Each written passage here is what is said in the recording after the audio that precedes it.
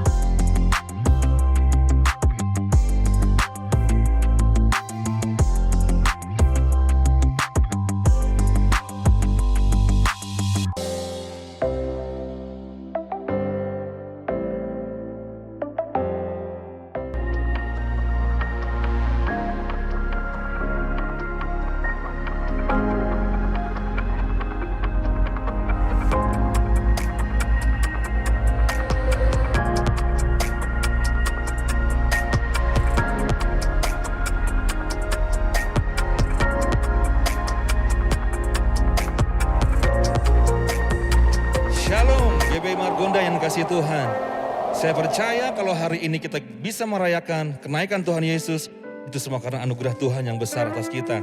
Yang setuju, saudara boleh katakan amin, saudaraku. Saudara yang di rumah-rumah yang saat ini menyaksikan tayangan ini, saudaraku, saya percaya hadirat Tuhan juga akan menyertai Bapak Ibu Saudara sekalian. Haleluya. Mari izinkan saya untuk kita berdoa sama-sama, arahkan hati kita, angkat tangan kita sama-sama, saudaraku, berbahasa roh sama-sama. Oh rabashandara bakara labayara labashandara baba baba baba. Oh rabashandara baba baba baba baba baba baba baba baba baba. Haleluya, haleluya. Terima kasih Tuhan kalau hari ini kami merayakan ibadah kenaikan Tuhan Yesus. Engkau mati bagi kami, Engkau bangkit bagi kami, dan Engkau naik ke sorga, duduk di sebelah kanan Allah Bapa. Dan kami percaya hanya oleh karena nama Yesus, nama yang ajaib, dulu sekarang bahkan sampai selama-lamanya, tidak pernah berubah ya Tuhan. Engkau nyatakan kemuliaan-Mu, Engkau nyatakan mujizat-Mu ya Tuhan hari ini. Terima kasih Tuhan, kami akan bersuka cita, karena dalam sukacita ada kesembuhan, ada kelepasan. Di dalam nama Tuhan Yesus, sama-sama kita katakan amin. Katakan amin. Boleh berikan tepuk tangan yang meriah, saudara, bagi Tuhan Yesus. Haleluya.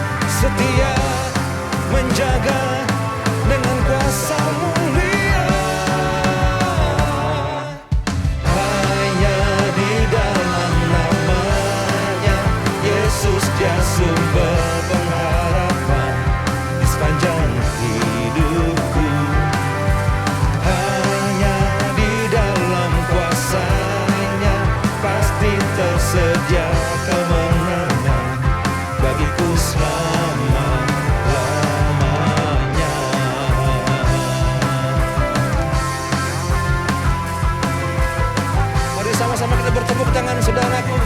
Katakan kebenaran Tuhan. Kebenaran yang bebaskan. Selalu berikan ku kekuatan. Hadapi segala tantangan. Tak pernah ku ragu karena Dia bersamaku. Setia menjaga dengan kuasa mulia. Hanya di dalam namanya Yesus, Dia sumber pengharapan di sepanjang hidupku.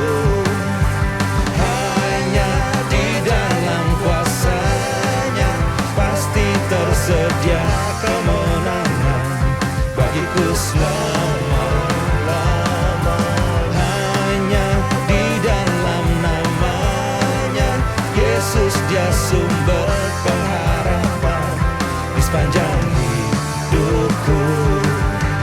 Hanya di dalam kuasa-Nya pasti tersedia kemenangan bagiku selama-lamanya.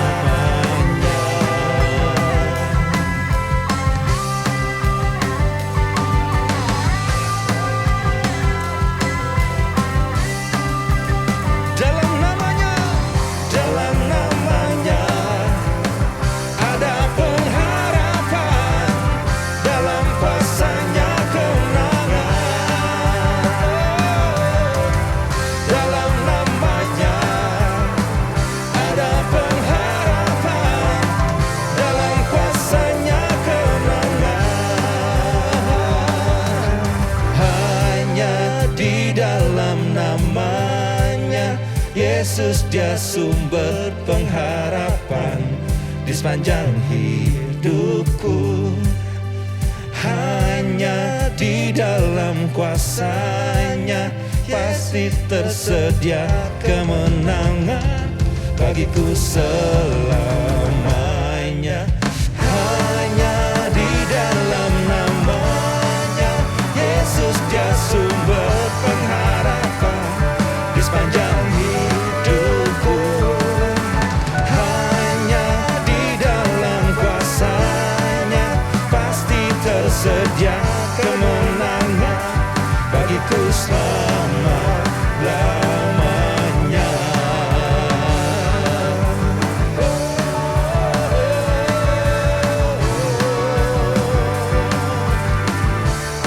Dalam nama Tuhan, dalam namanya ada pengharapan, dalam kuasa-Nya kemenangan. Dalam namanya ada pengharapan, dalam kuasa-Nya kemenangan.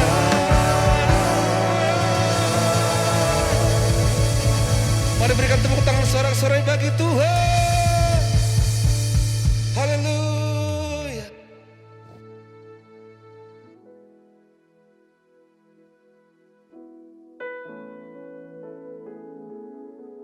Engkau bantu bagi kami Tuhan Yesus.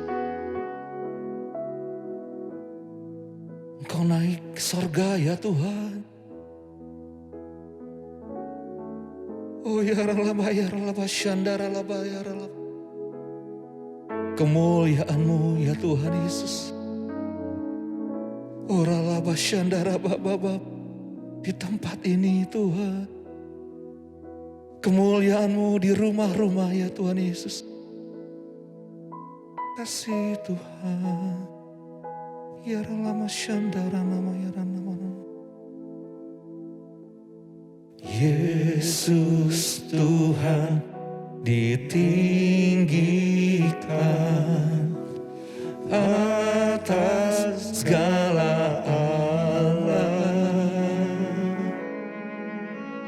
dimuliakan naik ke surga, berikan Roh Kudus-Nya.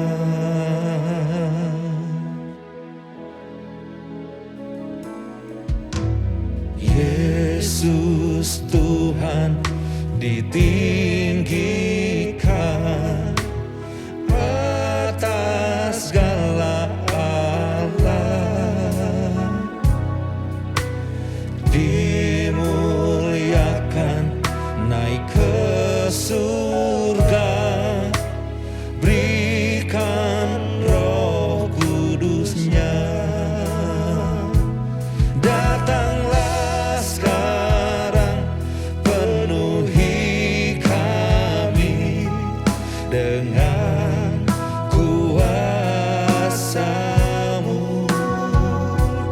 Urapi kami sekarang ini dengan api Roh-Mu. Roh Kudus, katakan, Roh Kudus,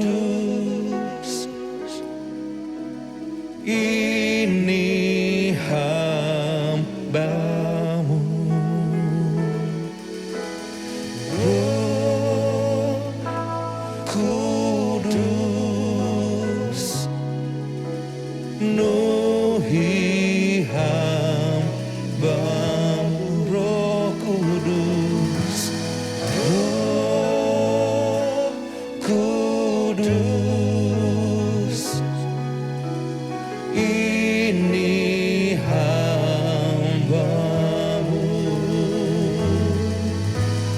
Roh Kudus, penuhi hamba-Mu.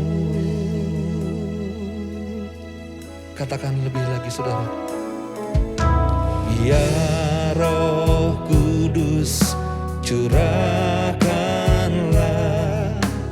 urapan kuasa-Mu. Kau penghibur dan penolong dalam kehidupanku. Ya Roh Kudus, ya Roh Kudus, curahkanlah urapan kuasa-Mu. Kau penghibur dan penolong dalam kehidupanku. Datanglah sekarang, penuhi kami dengan kuasa-Mu.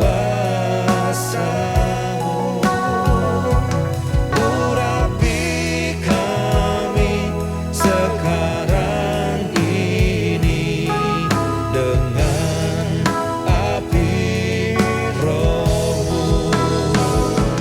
Datanglah sekarang, penuhi kami dengan kuasa-Mu.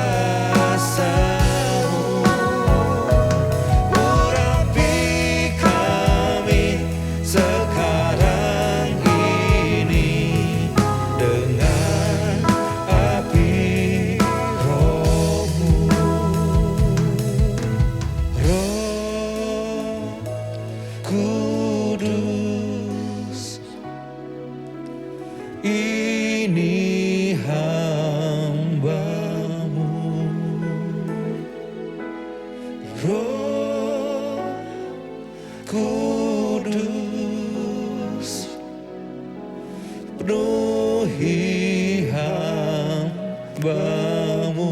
Ya Roh Kudus, Roh Kudus, ini hamba-Mu.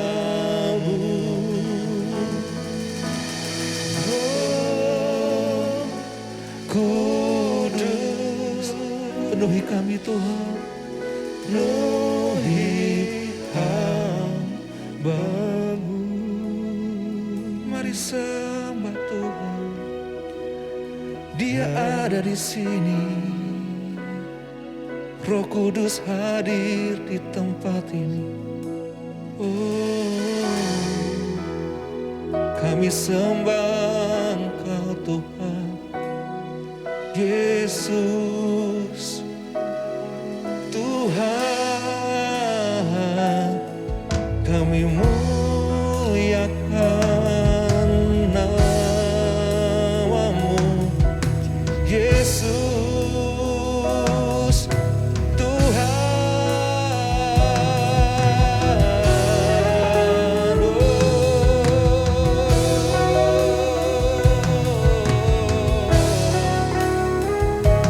Penuhi kami Tuhan.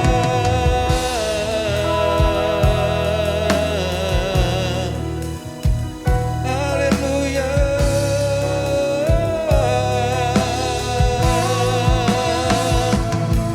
Ya Roh Kudus, penuhi setiap kami Tuhan.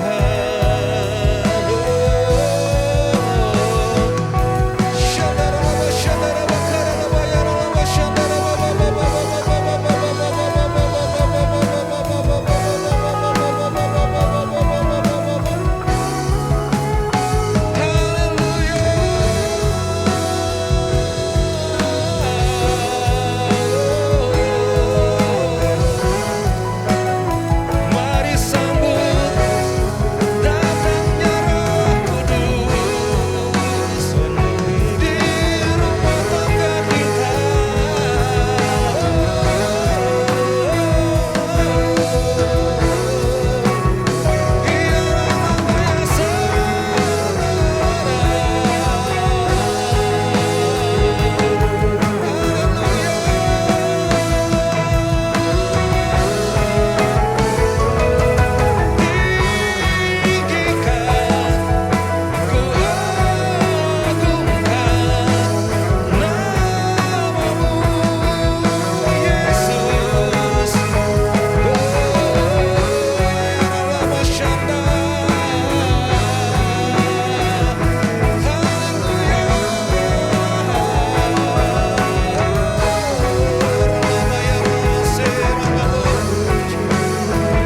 Biar api Pentakosta ketika dicurahkan. Haleluya, Roh Kudus dicurahkan berlimpah-limpah. Tuhan, Iralama Shanda, Ralama Shanda,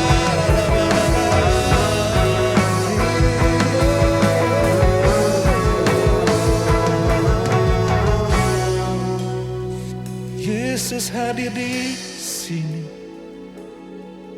di hati kami, di gereja-gereja-Mu Tuhan, di bait-Mu yang kudus.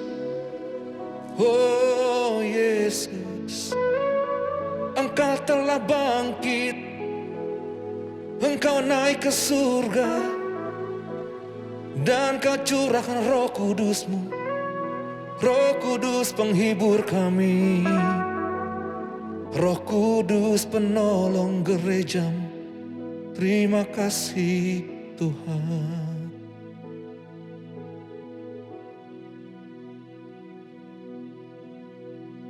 Kemuliaan bagi Allah di tempat yang maha tinggi. Kemuliaan bagi Yesus, Tuhan yang memerintah atas segalanya, Raja segala kerajaan. Kemuliaan bagi Allah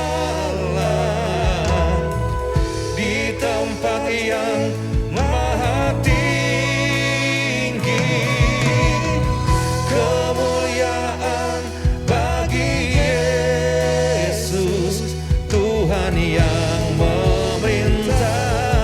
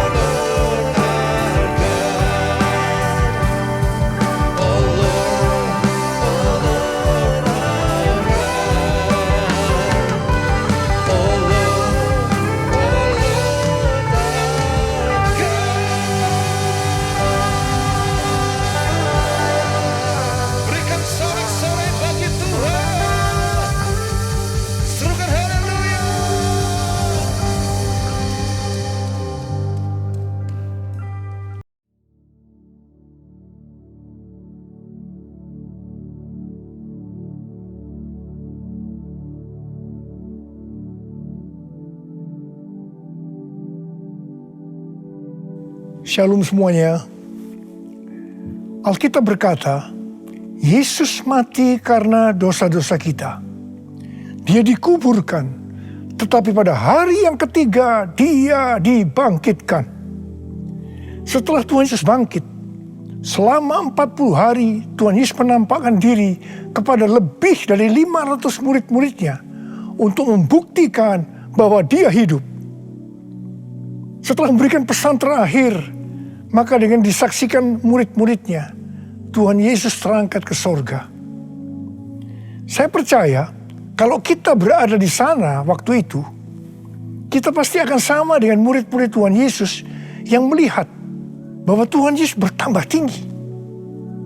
Ketika mereka melihat ke bawah, ternyata kaki Tuhan Yesus sudah tidak menyentuh tanah lagi. Perlahan tapi pasti, Tuhan Yesus terangkat ke sorga. Makin lama makin kecil, sampai ada awan yang menutupi dan hilang dari pandangan mata. Sementara mereka terheran-heran melihat ke langit, maka ada 2 orang yang berpakaian putih di dekat mereka yang berkata, "Hai orang-orang Galilea, mengapakah kamu berdiri melihat ke langit? Yesus ini yang terangkat ke sorga meninggalkan kamu, akan datang kembali dengan cara yang sama seperti kamu melihat dia naik ke sorga."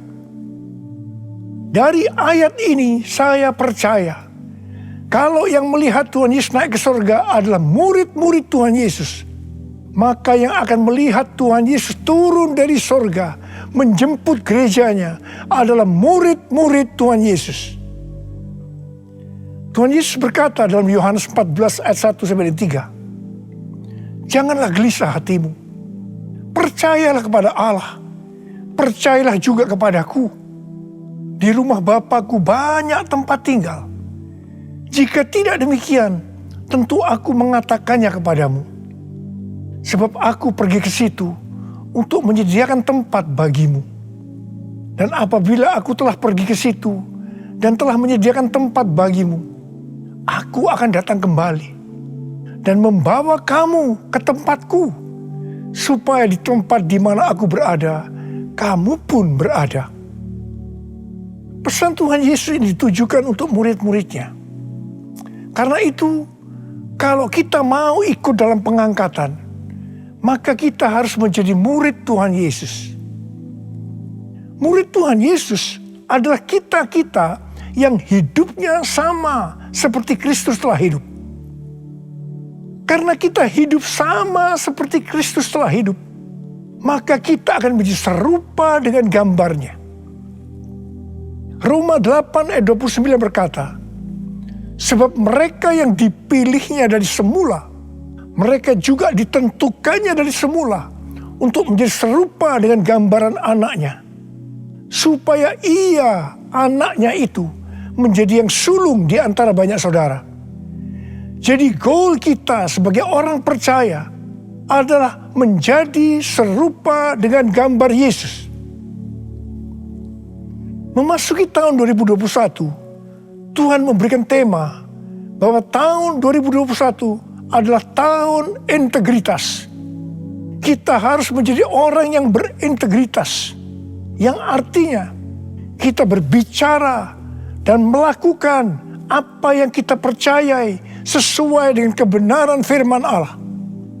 Jadi, kita harus hidup dengan jujur dan tulus di hadapan Tuhan. Sebagai panutan untuk menjadi orang yang berintegritas adalah Tuhan Yesus sendiri. Sebab Tuhan Yesus adalah the man of integrity. Menjadi murid Tuhan Yesus adalah menjadi orang yang berintegritas. Tuhan Yesus sangat menekankan agar kita menjadi orang yang berintegritas, karena kedatangannya sudah sangat-sangat dekat.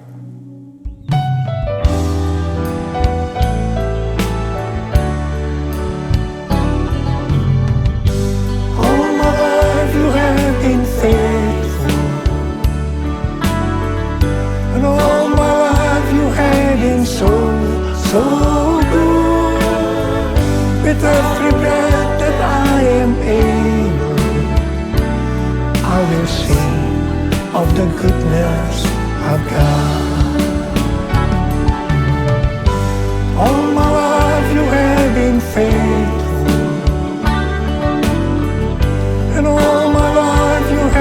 been so, so good. With every breath that I am able, I will sing of the goodness of God. I will sing of the goodness of God. I will sing of the goodness of God.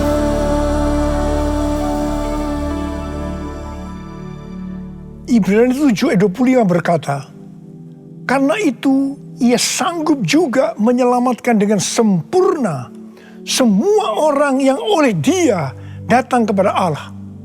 Sebab Ia hidup senantiasa untuk menjadi pengantara mereka. Tuhan Yesus di sorga menjadi pengantara kita. Artinya, sebagai pendoa syafaat bagi kita, supaya kita selamat secara sempurna. Kalau kita berbicara tentang keselamatan, maka ada 3 hal yang harus diperhatikan. Yang pertama, keselamatan bisa hilang. Yang kedua, hampir-hampir tidak diselamatkan. Yang ketiga, selamat dengan sempurna. Orang yang sudah percaya bisa kehilangan keselamatan. Matius 7 ayat 21 sampai dengan 23 berkata, bukan setiap orang yang berseru kepadaku, Tuhan, Tuhan, akan masuk ke dalam kerajaan sorga, melainkan dia yang melakukan kehendak Bapa-Ku yang di sorga. Pada hari terakhir, banyak orang akan berseru kepadaku, Tuhan, Tuhan, bukankah kami bernubuat demi nama-Mu, dan mengusir setan demi nama-Mu, dan mengadakan banyak mujizat demi nama-Mu juga? Pada waktu itulah aku akan berterus terang kepada mereka dan berkata, aku tidak pernah mengenal kamu. Enyahlah daripadaku, kamu sekalian pembuat kejahatan. Ini merupakan peringatan bagi hamba-hamba Tuhan yang sedang dipakai oleh Tuhan, agar pelayanan yang diberikan oleh Tuhan itu semata-mata hanya untuk menyatakan kemuliaan-Nya, bukan untuk kemuliaan diri sendiri, bukan untuk mencari keuntungan pribadi, bukan untuk popularitas, di mana ini semua bisa mengakibatkan hilangnya keselamatan. Contoh seorang murid yang kehilangan keselamatan adalah Yudas. Yudas mengikut Yesus begitu lama, bahkan dicatat dalam Lukas 9 ayat 1 sampai dengan 6, ia bersama murid-muridnya yang lain pernah melakukan berbagai mujizat dan pelayanan kesembuhan. Namun, ia akhirnya memilih meninggalkan Tuhan, maka hilanglah keselamatannya. Mengenai hampir-hampir tidak diselamatkan, 1 Korintus 3 ayat 10 sampai dengan 15 berkata, bahwa kita membangun hidup kita ini dengan dasar Yesus Kristus. Pertanyaannya, bahan apa yang kita gunakan untuk membangun kehidupan kita ini?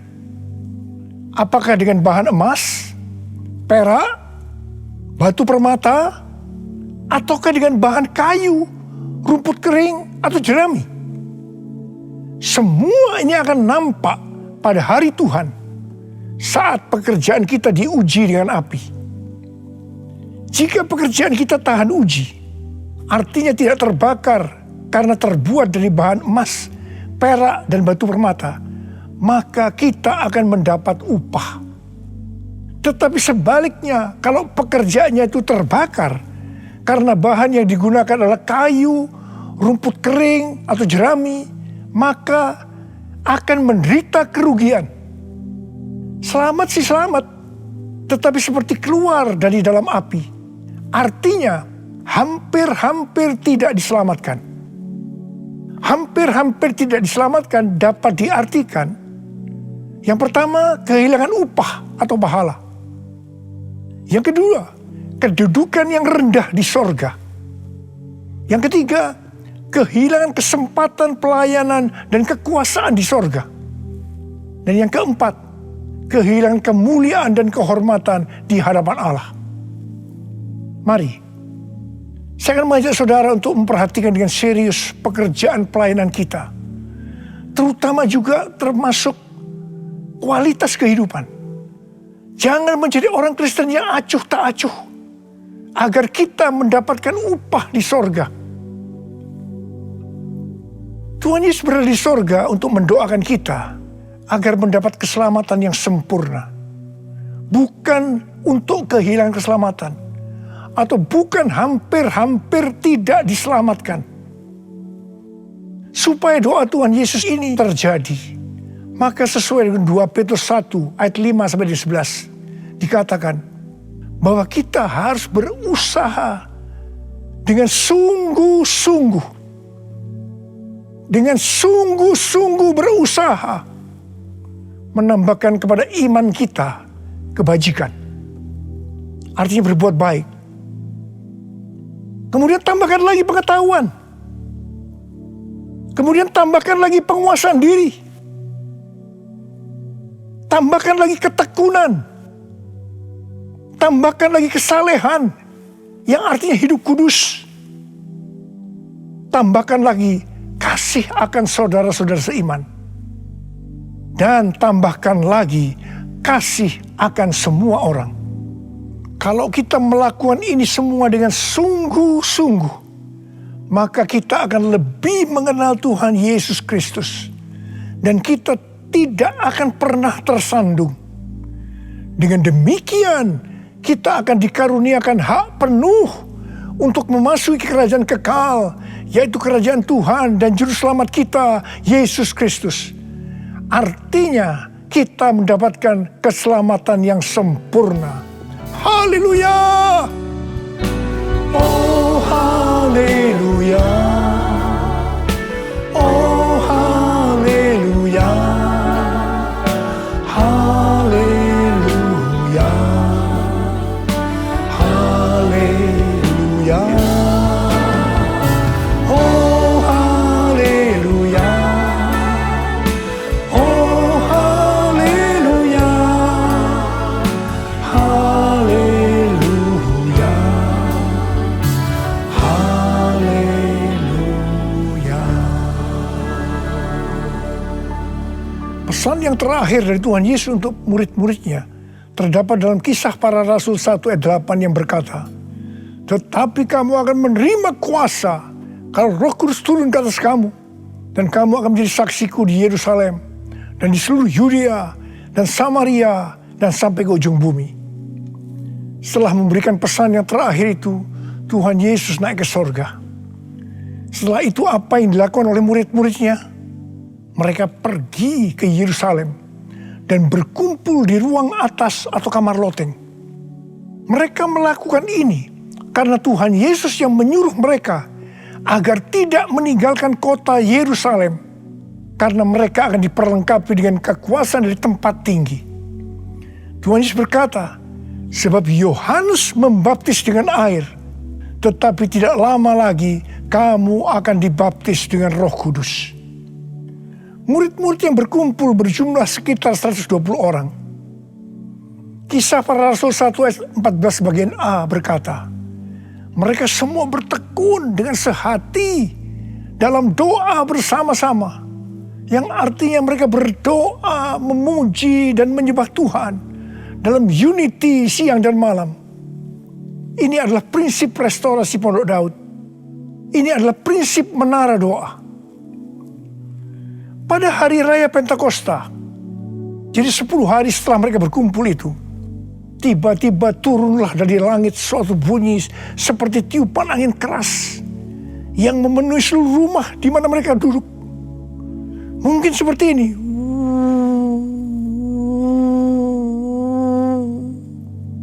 Dan tampaklah kepada mereka lidah-lidah seperti nyala api yang bertebaran dan hinggap pada mereka masing-masing. Maka penuhlah mereka dengan Roh Kudus. Lalu mereka mulai berkata-kata dalam bahasa-bahasa lain, seperti yang diberikan oleh Roh itu kepada mereka untuk mengatakannya. Itu adalah bahasa Roh.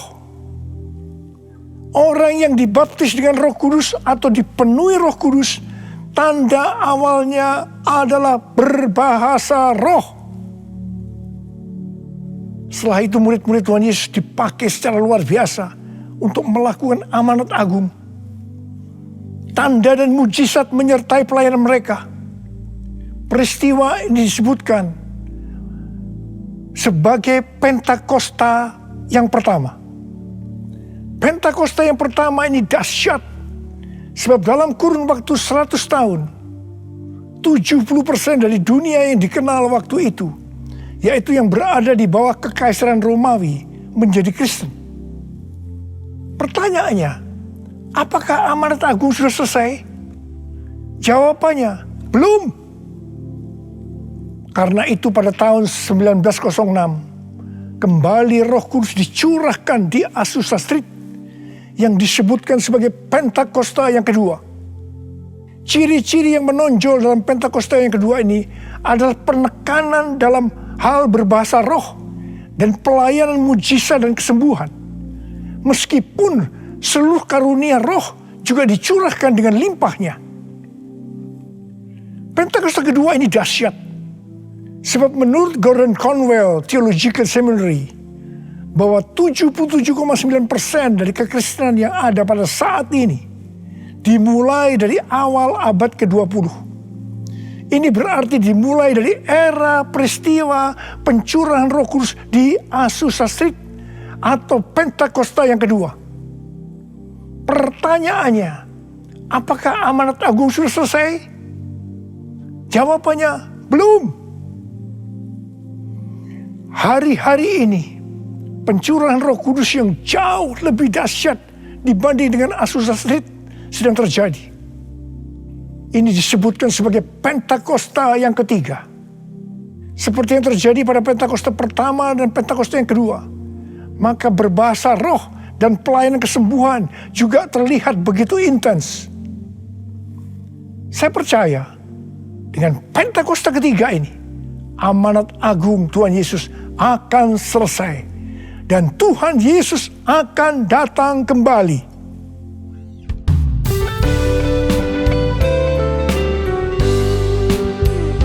Curahkanlah kuasa-Mu Tuhan, mujizat terjadi di tempat ini. Curahkanlah kuasa-Mu Tuhan, mujizat terjadi sekarang ini. Curahkanlah kuasa-Mu Tuhan, mujizat terjadi di tempat ini. Curahkanlah kuasa-Mu Tuhan, mujizat terjadi sekarang ini. Mujizat terjadi sekarang ini.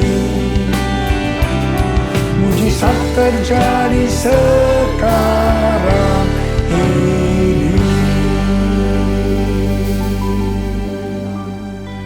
Rasul Paulus berkata dalam 1 Korintus 14 ayat 5 bagian A, "Aku suka supaya kamu semua berkata-kata dengan bahasa roh."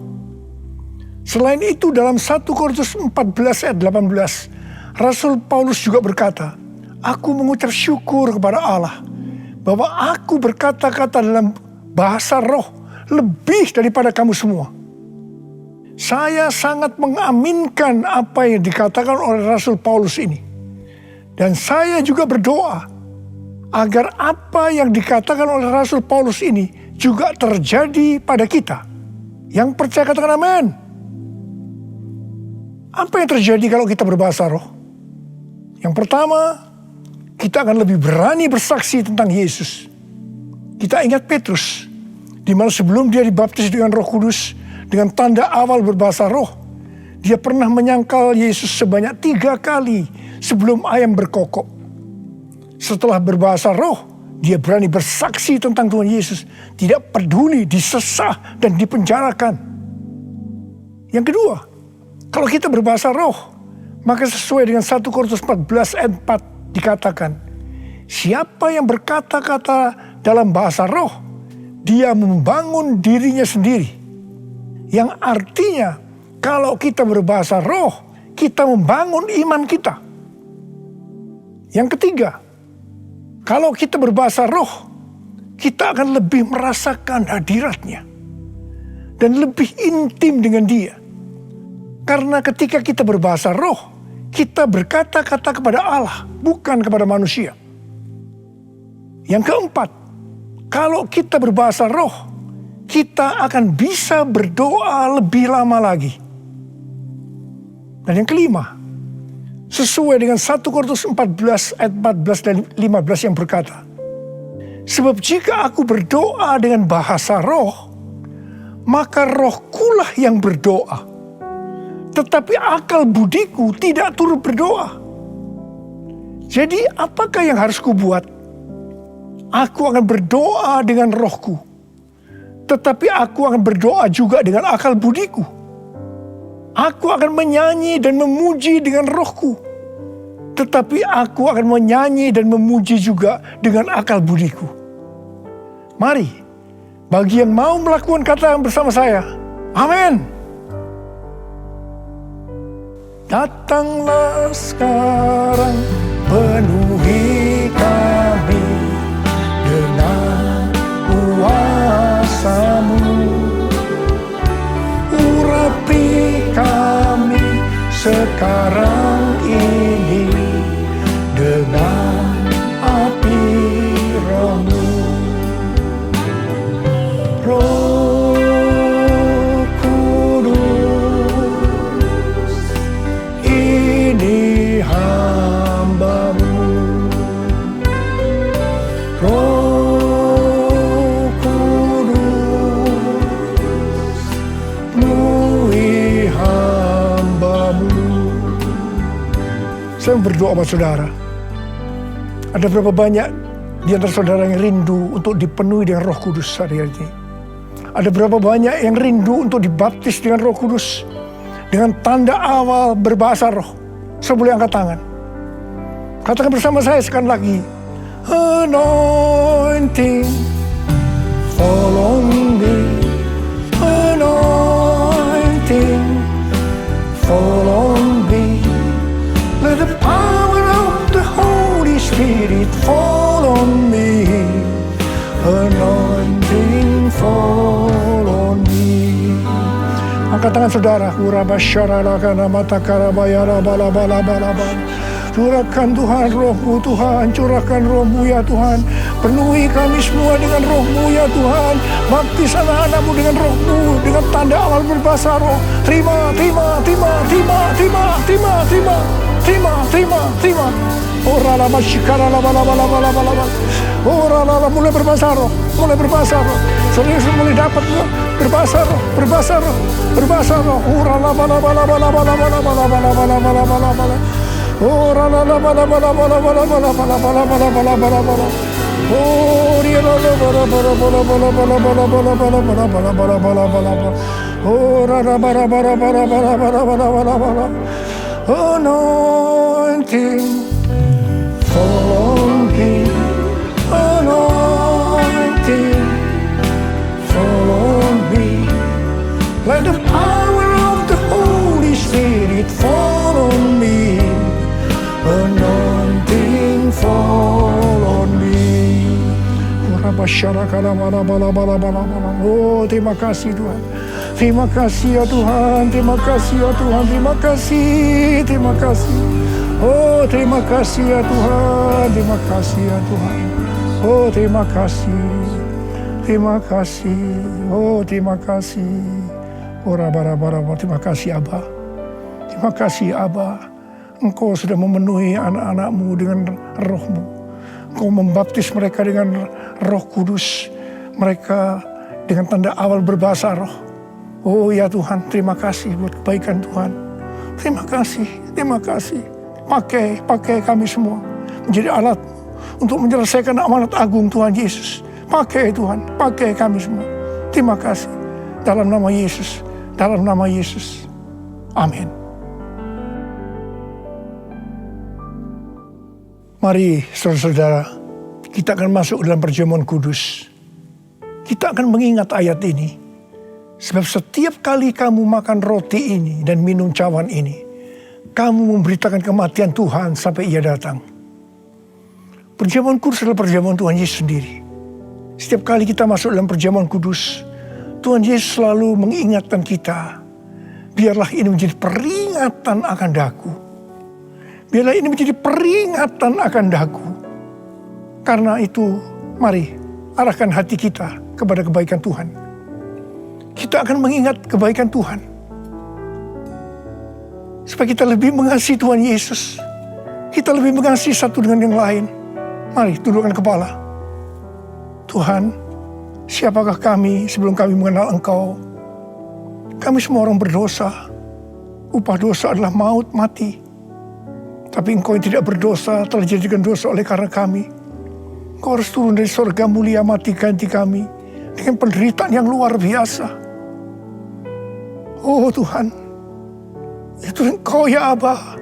Engkau ya Aba. Itu Engkau ya Aba. Engkau jadikan kami sebagai anak-anak-Mu. Engkau tuntun kami, Engkau bela, Engkau berkati, Engkau lindungi kami. Engkau tegur juga kalau kami salah. Itu Engkau ya Aba. Itu Engkau.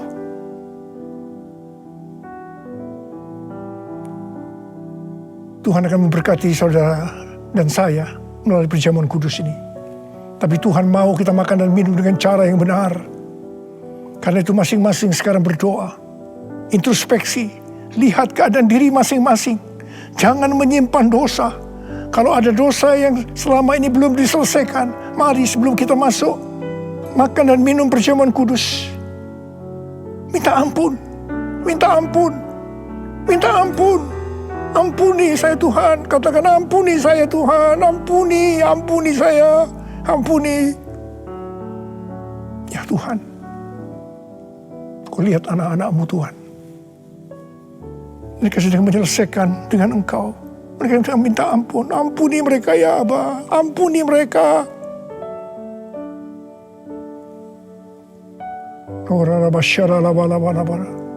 Mari sekarang kita masuk dalam perjamuan kudus dengan hati yang penuh ucapan syukur. Sekarang mari angkat roti di tangan kanan kita tinggi-tinggi. Sebab apa yang telah kuteruskan kepadamu telah aku terima dari Tuhan. Yaitu bahwa Tuhan Yesus pada malam waktu ia diserahkan mengambil roti. Dan sesudah itu ia mengucap syukur atasnya. Ia memecah-mecahkan dan berkata, inilah tubuhku yang diserahkan bagi kamu. Perbuatlah ini menjadi peringatan akan aku. Saudara dikasih Tuhan, bukankah roti yang kita pecah-pecahkan ini adalah persekutuan kita dengan tubuh Kristus? Mari kita makan dalam nama Yesus.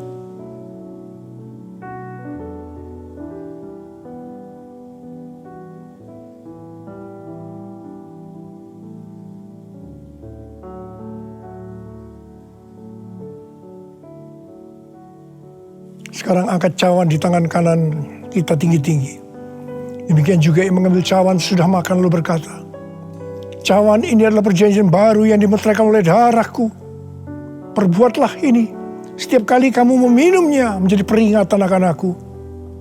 Selain dikasih Tuhan, bukankah cawan pengucapan syukur yang atasnya kita ucapkan syukur adalah persekutuan kita dengan darah Yesus? Mari kita minum dalam nama Yesus.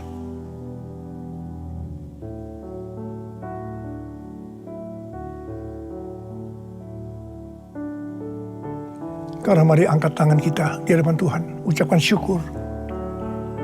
Dengan suara, jangan diam. Katakan Tuhan, terima kasih ya Tuhan. Terima kasih ya Tuhan, terima kasih. Kami bersyukur padamu ya Tuhan. Oh rana bakana mayara la bala bala bala bala. Oh terima kasih, terima kasih. Oh Tuhan, terima kasih, Engkau baik. Engkau baik ya Tuhan, Engkau baik ya Tuhan. Engkau baik. Mari kita katakan bersama, Tuhan Yesus. Tuhan Yesus, Engkau baik. Terima kasih buat kebaikan-Mu ya Tuhan. Terima kasih buat kebaikan-Mu. Oh Jesus. All my life you have been faithful. All my life you have been so good. With every breath that I am able, I will sing all the goodness of God. All my life you have been faithful, and all my life you have been so good. With every breath that I am able, I will sing of the goodness of God. I will sing of the goodness of God. I will sing of the goodness of God.